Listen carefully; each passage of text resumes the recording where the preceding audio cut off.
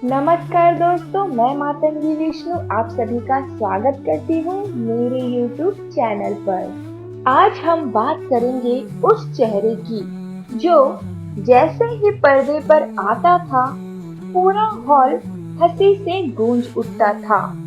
वो कलाकार जिसने कभी शराब की एक बूंद भी नहीं पी, लेकिन पूरी जिंदगी शराबी की एक्टिंग कर करके लोगों को हंसाता रहा। हाँ, हम बात कर रहे हैं महान कॉमेडियन केशव मुखर्जी की।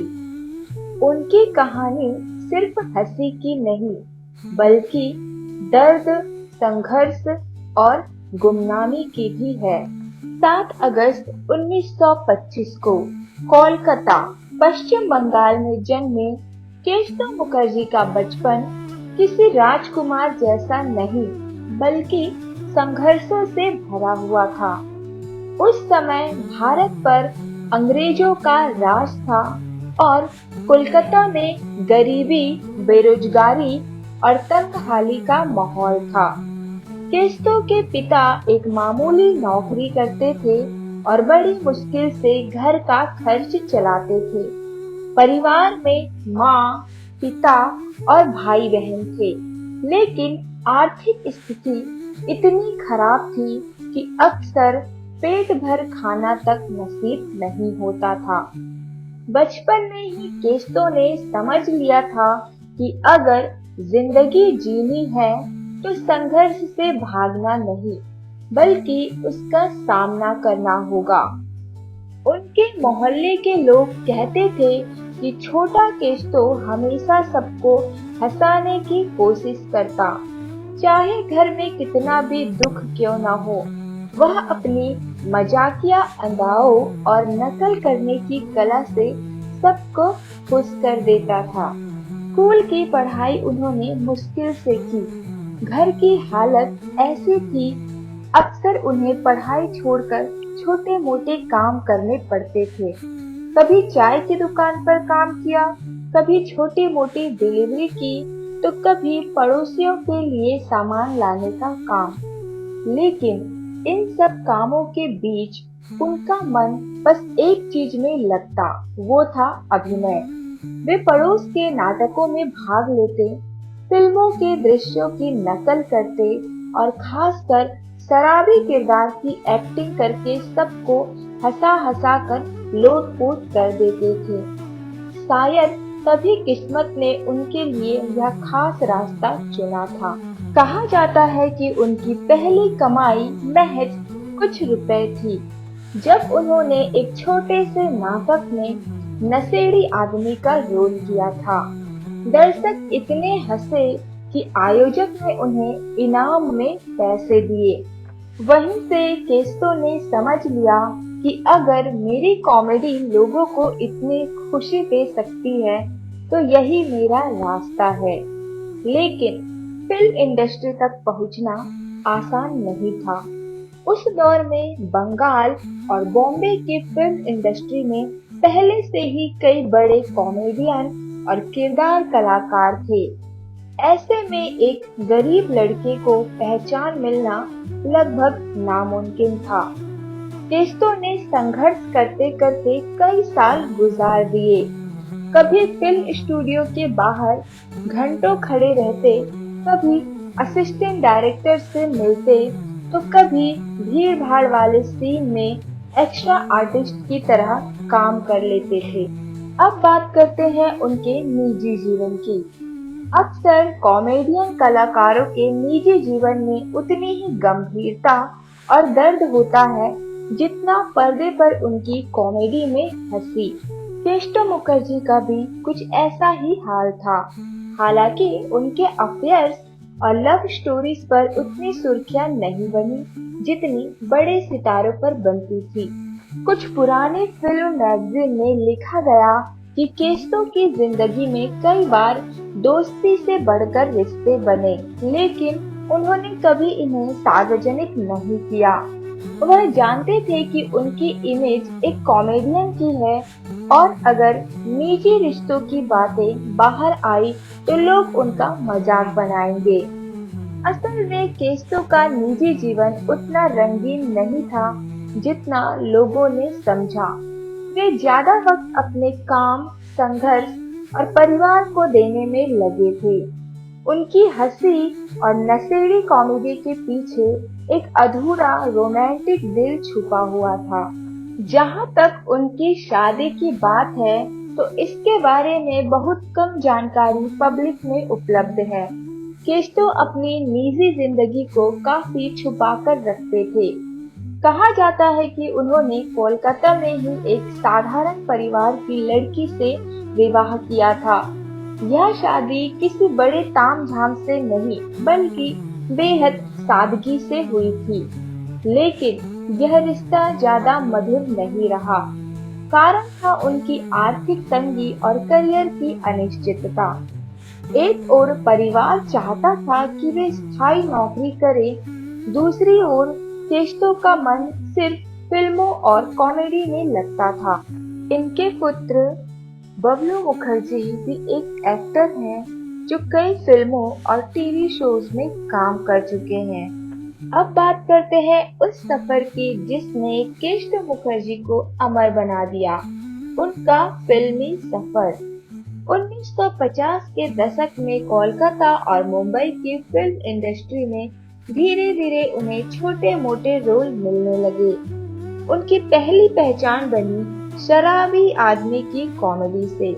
उनकी एक्टिंग इतनी नेचुरल थी कि लोग सोचते यह आदमी सचमुच शराब पीकर आया है। लेकिन हकीकत ये थी कि केस्टो असल जिंदगी में शराब से दूरी रखते थे। 60 और 70 के दशक में उन्होंने बॉलीवुड और बंगाली सिनेमा में कई यादगार फिल्में की। अमर अकबर एंथोनी, जहां उनकी कॉमेडी यादगार रही। चुपके चुपके, ऋषिकेश मुखर्जी की फिल्म में भी उन्होंने बहुत अच्छा काम किया। शराबी, मिस्टर नटवरलाल, प्यासा और चालबाज। हर फिल्म में उनका रोल छोटा होता, लेकिन इतना दमदार कि दर्शक सिनेमा घर से लौटते समय उनके डायलॉग और हाव भाव याद रखते थे। 70 का दशक केस्टो के करियर का सबसे सुनहरा दौर था। हर बड़ी फिल्म में उन्हें कॉमेडी का हिस्सा बनाया जाता था। उनकी खासियत थी कि वे सीन चुराने वाले एक्टर थे, यानी हीरो हीरोइन चाहे जितने बड़े क्यों ना हो, अगर सीन में केस्टो आ जाए तो सबका ध्यान सिर्फ उनकी तरफ चला जाता था। उन्हें फिल्म इंडस्ट्री का कॉमिक मास्टर कहा जाने लगा। लेकिन जैसा कि कहते हैं, फिल्मी दुनिया में जो चमकता है वो एक दिन ढलता भी है।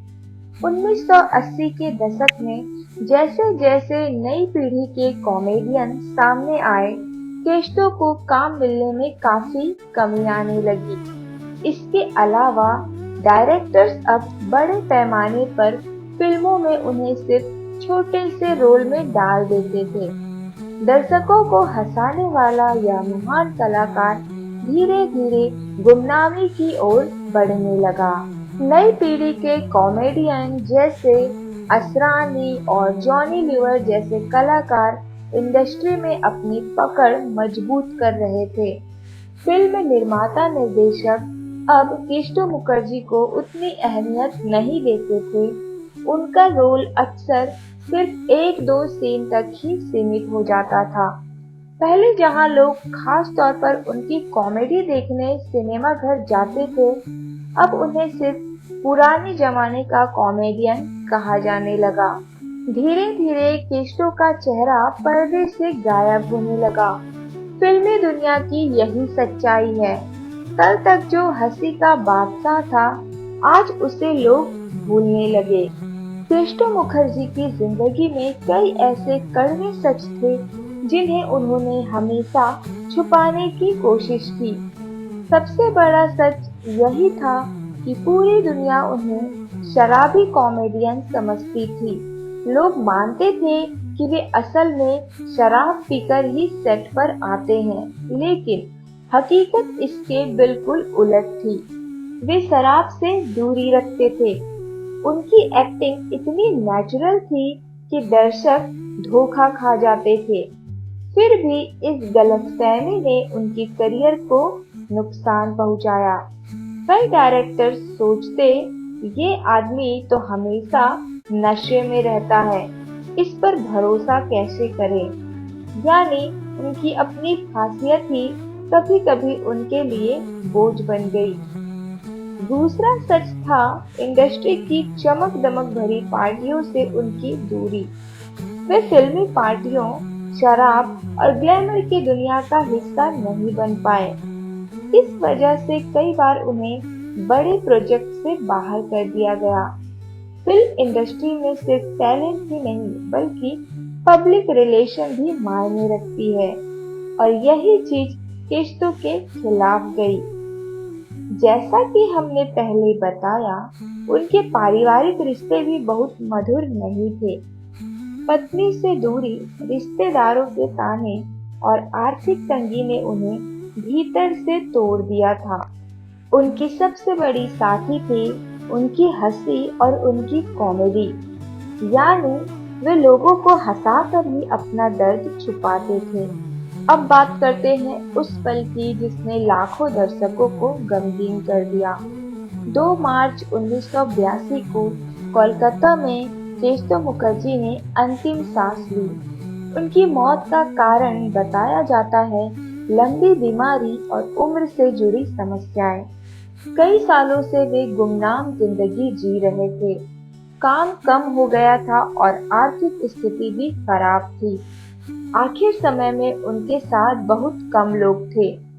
फिल्म इंडस्ट्री में जब उनकी मौत की खबर पहुंची तो कई सितारे चौंक गए, क्योंकि ज्यादातर लोग तो भूल ही चुके थे कि केस तो आज भी जिंदा है। उनकी मौत ने यह सच सामने ला दिया कि फिल्मी दुनिया में कोई हमेशा के लिए याद नहीं रखा जाता, सिवाय आपके काम के। दर्शकों ने उन्हें श्रद्धांजलि दी, अखबारों में छोटे-छोटे कॉलम छपे, लेकिन उतना शोर शराबा नहीं हुआ जितना बड़े सितारों की मौत पर होता है। यही सबसे बड़ी विडंबना थी। जिन्होंने अपनी कॉमेडी से लाखों लोगों को हंसी दी, वे खुद गुमनामी और तन्हाई में दुनिया से चले गए। असली कलाकार वही है जो अपनी परवाह किए बिना दूसरों को खुशी दे। उन्होंने पूरी जिंदगी लोगों को हंसाया, लेकिन खुद चुपचाप आंसुओं को पीते रहे। आज जब भी हम पुरानी फिल्में देखते हैं और एक मासूम सा शराबी हंसते हंसाते नजर आता है, तो दिल कह उठता है, ये है हमारे प्यारे केशव मुखर्जी, जिन्हें कभी भुलाया नहीं जा सकता। अगर आपको यह कहानी पसंद आई तो वीडियो को लाइक कीजिए और शेयर जरूर कीजिए, और चैनल को भी सब्सक्राइब कीजिए। वीडियो देखने के लिए आप सभी का धन्यवाद।